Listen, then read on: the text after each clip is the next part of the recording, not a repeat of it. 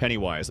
Just imagine you're walking through Derry, which already has a history that's way too suspicious to ignore, and out of nowhere a bizarre clown shows up holding a red balloon. Pennywise is basically the mix of a kid's party entertainer and a creature that knows exactly how to use fear to manipulate people.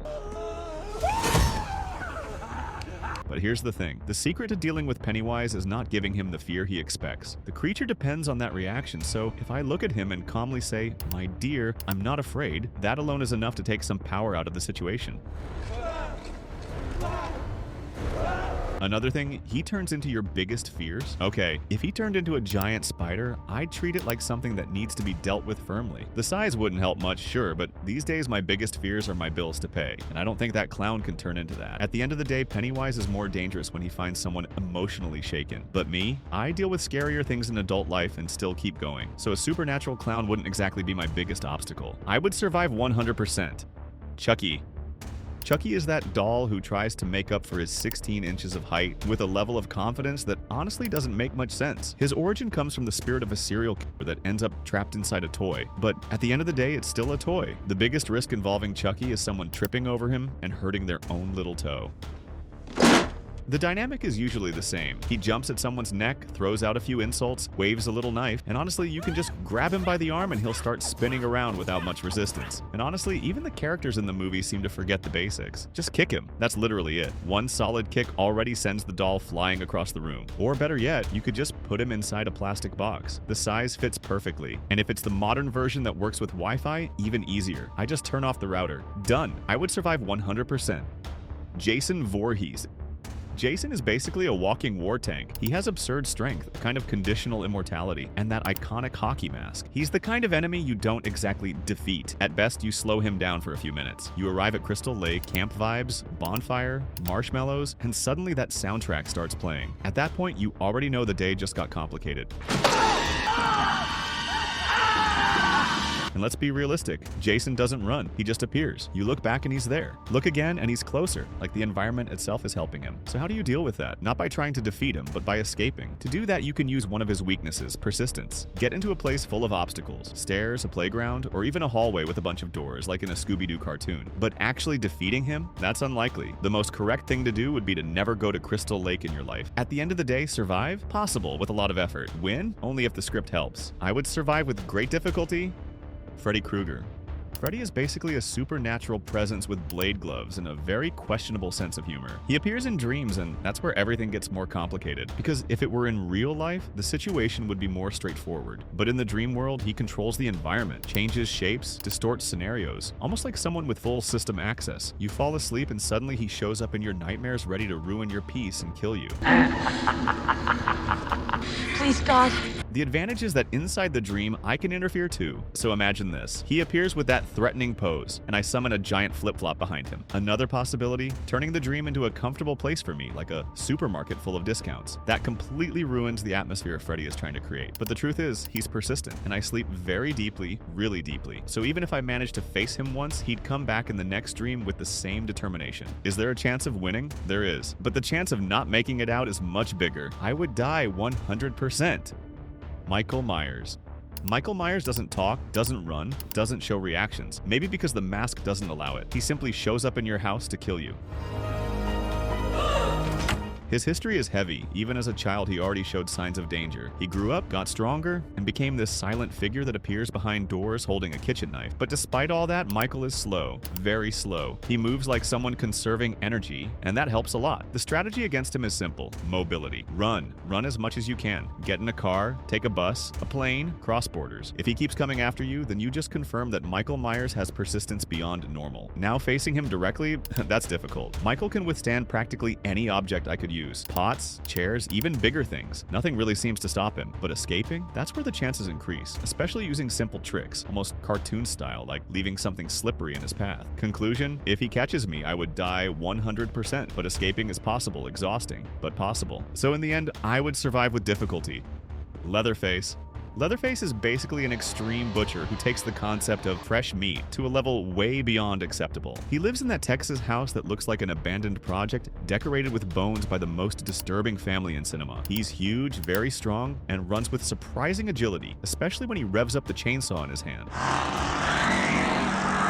Imagine you're in the middle of nowhere on a dusty road when you hear the engine starting. Suddenly, Leatherface appears running with the chainsaw raised. Now, can you defeat him directly? No. He's basically a tank with an electric saw attached. The strategy would have to be using the environment to your advantage. Another idea, lead him into an area full of mud. Leatherface is heavy and with all the equipment even more so he would sink quickly. Or look for high places. He clearly wasn't built for climbing, but facing him head on, that doesn't make sense. Leatherface is impulsive, violent, and usually shows up without warning. Realistic conclusion, I would only survive because I ran away, not because I defeated him. I would survive with difficulty. Pinhead? Pinhead is basically the HR manager of hell. Elegant, calm, speaks carefully, but takes your soul like it's just part of an inevitable process. He doesn't run, doesn't scream, doesn't physically chase you. He only appears because you messed with something you shouldn't have. The famous demonic puzzle that works like a forbidden Rubik's Cube. Pinhead and the Cenobites work like a kind of specialized service in pain and suffering. They only show up when someone opens the lament configuration, which is basically the supernatural version of clicking "I accept the terms" without checking anything. Now, surviving Pinhead, defeating him? That's not possible. He controls hooks that simply appear out of nowhere. The chains grab you, lift you up, restrict any reaction, everything in a precise way. But there's an important detail. Pinhead follows rules. He doesn't act without permission. If you don't open the box, he can't access you. So the right move would be throwing the box far away. But defeating Pinhead? That really can't be done. I would die 100%. Ghostface. Now we finally have someone human. Ghostface is mortal, nothing supernatural about him. He's the most regular person type of killer. He trips, misses strikes, gets doors slammed in his face, and sometimes falls down the stairs. He's dangerous, sure, but also pretty clumsy. The introduction always follows the same pattern. A phone rings, strange voice. You like scary movies? Uh-huh. What's your favorite scary movie?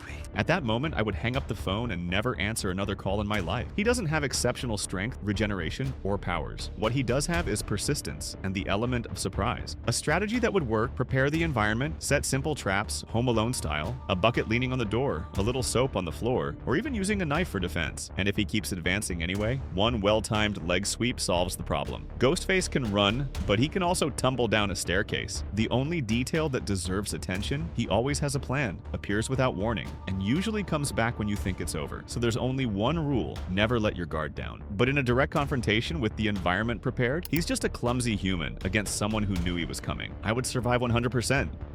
Jigsaw, John Kramer.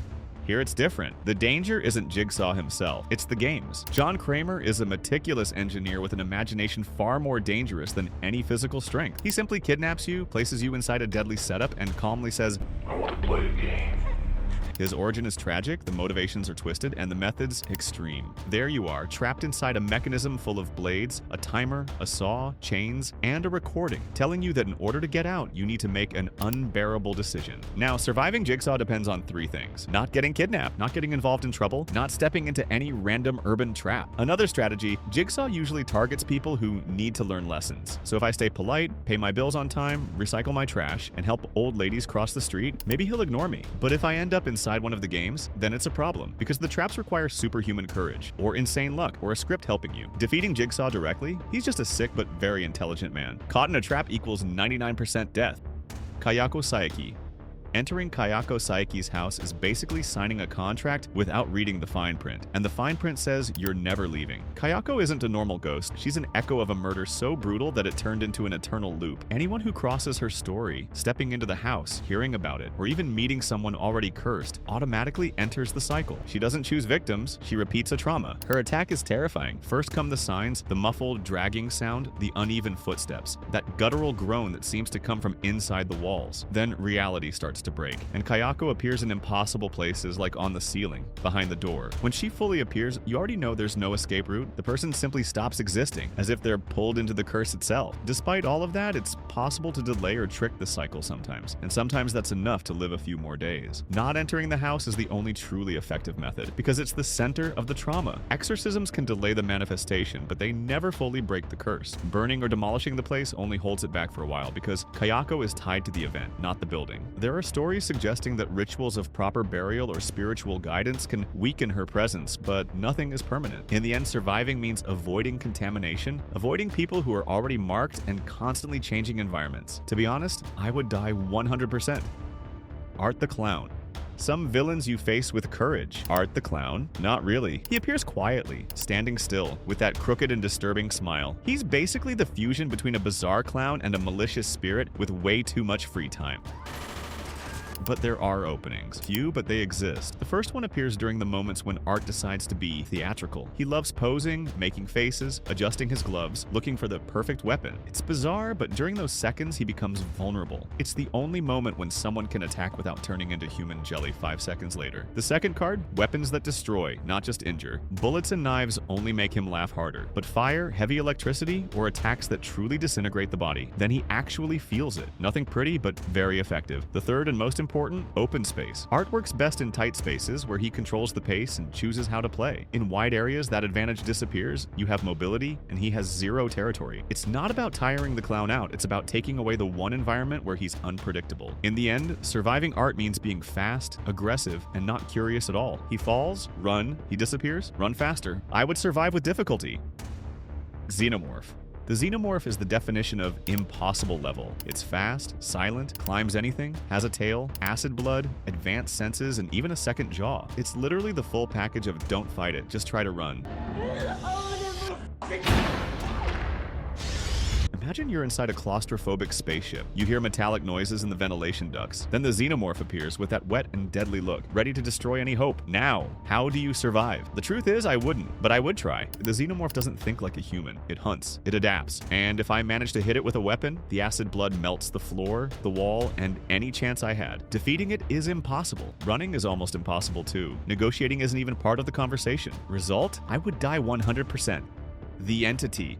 The entity from It Follows is the ultimate pursuer. It walks slowly, says nothing, and just keeps following. Always, anywhere. Slow steps, but inevitable. It's the threat of eventually it gets you. It's transmitted through intimate acts, if you know what I mean, which makes everything even crazier. How do you defeat it? You can't unless you live a completely abstinent life and never run that risk. Some people say, just like in the movie, that you can pass it to someone else and everything will be fine. But the final scene suggests that maybe it's not that effective after all. The entity follows one rule. It pursues whoever is marked. So if you're infected, the strategy is simple. Run, travel, go to another country. The entity will walk for months before reaching you, and you gain time. The trick is to keep moving. I would basically spend my life in airports. But even with all that, one mistake is enough. One nap, one moment of distraction, and it's game over. Eventually, I would die 100%. The Creeper.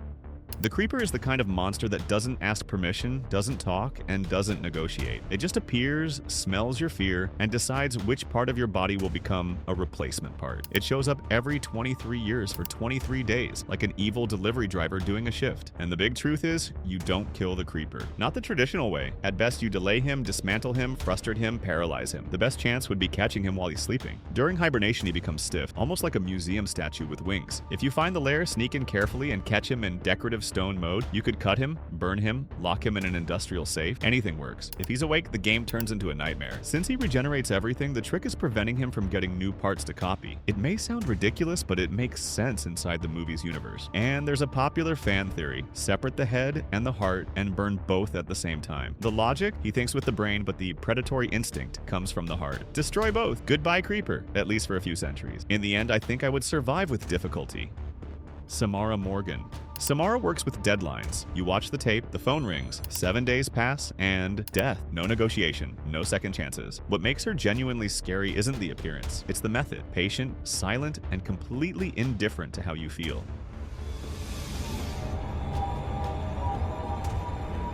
But she has a structural weakness. She depends on a fixed system of rules, and fixed rules can be exploited. Point 1. The tape. In 2026, you know what's harder to find than a cursed VHS tape? A device that can actually play it. Samara built the entire curse around a technology the whole world abandoned. If I receive the tape, my first move is simply not owning a VCR, problem solved at the source. But let's say I watched it. The phone rings. Strange voice. 7 days. The clock is ticking. My first move is copying the tape immediately and sending it to every WhatsApp group I have. Movie groups, work groups, maybe even posting it on Twitter. The rule is to pass it on, so I pass it to everyone at the same time and let the curse figure out who's next. The only real problem is if the tape arrives before I realize what it is. No phone call, no warning, no reaction time. That week would be horrible, but with the right plan, you can turn the system against her. I would survive, but it would be a terrible week.